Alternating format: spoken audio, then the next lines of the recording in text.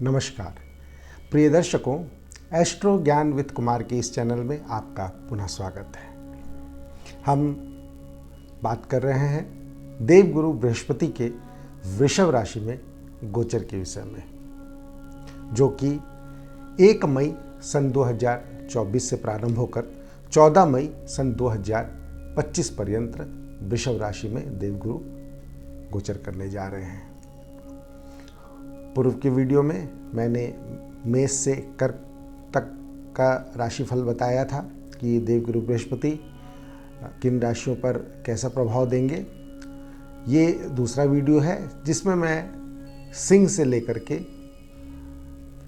सिंह, कन्या, तुला और वृश्चिक इन 4 राशियों के विषय में बताने जा रहा हूँ। तो दर्शकों ध्यान से देखेंगे और बताए गए उपायों को भी अवश्य करेंगे, जिससे कि उनका यह गोचर शुभ बन जाए। तो भावपूर्वक कहेंगे बृहस्पति देव भगवान की जय। तो दर्शकों बात कर लेते हैं हम सिंह राशि के विषय में। अगर सिंह राशि की हम चर्चा करें तो उसमें देवगुरु बृहस्पति जो है वो पंचम और अष्टम स्थान के स्वामी होकर के दशम स्थान से गोचर करेंगे। तो पंचम स्थान के स्वामी होकर के दशम में गोचर करना कहीं ना कहीं आपके कार्य व्यवसाय में आपकी बुद्धि चातुर्य को दर्शाता है, और ये एक प्रकार का राजयोग कारक आप कह सकते हैं। पंचमेश का दशम स्थान में गोचर होना तो कार्य व्यवसाय को यह बढ़ाने वाला होगा, और कहीं ना कहीं ये आपको जॉब में एक सेटिस्फैक्शन की स्थिति को प्रदान करने वाला होगा। परंतु इसमें विशेष रूप से हम ध्यान देंगे कि अष्टमेश होकर के भी बृहस्पति दशम स्थान से गोचर कर रहा है। तो जब कभी भी अष्टमेश अगर दशम स्थान में चला जाए तो व्यवसाय संबंधित या रोजगार संबंधित कोई ना कोई समस्या खड़ी हो जाती है। खास करके वैसी समस्या जैसे कि आपके कुछ विरोधी आपके ऑफिस में खड़े हो जाएं, या बैक बैटिंग की स्थिति हो जाए, या आप को ऐसा कोई काम दे दिया जाए जिसमें आपका मन नहीं लगे। तो इन सब चीज़ों में सामंजस्य बना करके आपको आगे बढ़ना है। बात कर लेंगे अगर इसकी दृष्टि के विषय में, तो पंचम दृष्टि उनके द्वितीय स्थान पे पड़ी, जो धन वृद्धि कारक है, शुभ है, धन का आगमन होता ही रहेगा। सप्तम दृष्टि चतुर्थ स्थान पे पड़ेगी, तो एक कंफर्टेबल लाइफ आप इन 12 महीनों में बिल्कुल व्यतीत करेंगे। और जो नवम दृष्टि है वो चले जाती है छठे स्थान पे, तो कहीं ना कहीं रोग का स्थान प्रभावित हो रहा है, तो स्वास्थ्य पे आपको थोड़ा ध्यान अवश्य रखना चाहिए। मिला जुला कर यह गोचर ठीक फल देने वाला है। बात कर लेंगे कन्या राशि के विषय में। तो कन्या राशि में यह चतुर्थ और सप्तम स्थान के स्वामी होकर के नवम स्थान से गोचर करेंगे। नवम स्थान से इसकी दृष्टि जो है लग्न पर स्थित केतु पर इनकी दृष्टि रहेगी, और सप्तम दृष्टि तृतीय स्थान पर पड़ेगी। वहीं नवम दृष्टि इनकी पंचम स्थान पर जाने वाली है। तो पंचम स्थान पर नवम दृष्टि जाने के कारण संतान की उन्नति, संतान के साथ अच्छे संबंध, इन सब चीज़ों को ये देने वाला होगा।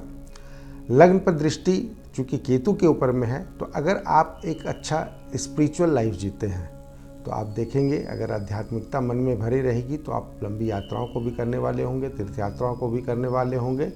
अन्यथा ये कहीं ना कहीं आपको परेशान करेगा। ये आपके स्वास्थ्य में भी गिरावट ला सकता है, क्योंकि बृहस्पति अगर हम देखेंगे तो ये सप्तम स्थान का भी स्वामी बनता है। तो कन्या राशि वालों के लिए सप्तम स्थान एक मारक स्थान है, और वहाँ के स्वामी बृहस्पति लग्न को देखते हैं तो स्वास्थ्य को ये प्रभावित करता है।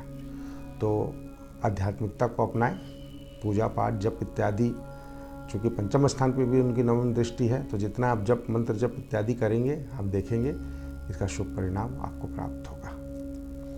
तुला राशि की बात अगर हम कर लें तो तुला राशि में ये तृतीय और छठे स्थान के स्वामी होकर के अष्टम स्थान से गोचर कर रहे हैं। तो दर्शकों यहाँ ध्यान देंगे, छठे स्थान का स्वामी अष्टम स्थान में, उसकी पंचम दृष्टि द्वादश पे, सप्तम दृष्टि द्वितीय स्थान पे, और नवम दृष्टि चतुर्थ स्थान पे पड़ेगी। तो आप देखेंगे 6, 8 और 12 ये 3 भावों का संबंध बनते जा रहा है। तो जब कभी भी 3 भावों का संबंध आपस में बन जाए, विशेषकर 6, 8 और 12, छठा के स्वामी अष्टम में और अष्टम से पंचम दृष्टि द्वादश स्थान में, तो आप देखेंगे रोग, ऋण, शत्रु ये कहीं ना कहीं आपका पीछा अवश्य करेंगे। प्रतिष्ठा का विशेष करके ध्यान दें, नहीं तो प्रतिष्ठा गिर सकती है, मान सम्मान में कमी आ सकती है। और स्वास्थ्य पर तो आपको ध्यान देना ही चाहिए, अन्यथा स्वास्थ्य के पीछे, दवाइयों के पीछे आपका व्यय संभव है। तो तुला राशि वालों के लिए यह गोचर बहुत शुभ नहीं कहेंगे, तो सावधानीपूर्वक इन समय को व्यतीत करना है। हल्दी और केसर का तिलक आपको करना चाहिए और गौ की सेवा अवश्य करनी चाहिए। जैसे कि मैंने पूर्व की वीडियो में बताया था कि आप पीली रोटी या आटे की लोई में हल्दी मिला करके गाय को खिलाएं, तो ऐसा करने से गुरु ग्रह के गोचर की शुभता आपको प्राप्त होगी। बात कर लेते हैं मकर राशि के विषय में, बात कर लेते हैं वृश्चिक राशि के विषय में। तो वृश्चिक राशि वालों के लिए ये द्वितीय और पंचम स्थान के स्वामी होकर के सप्तम स्थान से ये गोचर करेंगे। तो सप्तम स्थान से इनकी जो पंचम दृष्टि है वो एकादश स्थान पे रहेगी और सप्तम दृष्टि लग्न पे पड़ेगी और नवम दृष्टि तृतीय स्थान पे जाएगी। तो तृतीय स्थान पे नवम दृष्टि पड़ने के कारण भाई बहन के साथ, विशेषकर छोटे भाई बहन के साथ आपके संबंध बहुत मधुर होंगे। आप देखेंगे उनके साथ बहुत अच्छा सामंजस्य बनता चला जाएगा। जो लोग ऑनलाइन काम करते हैं, पत्रकारिता के क्षेत्र में जुड़े हुए हैं, उनके कार्य में वृद्धि होगी, उन्हें इस क्षेत्र से लाभ प्राप्त होगा।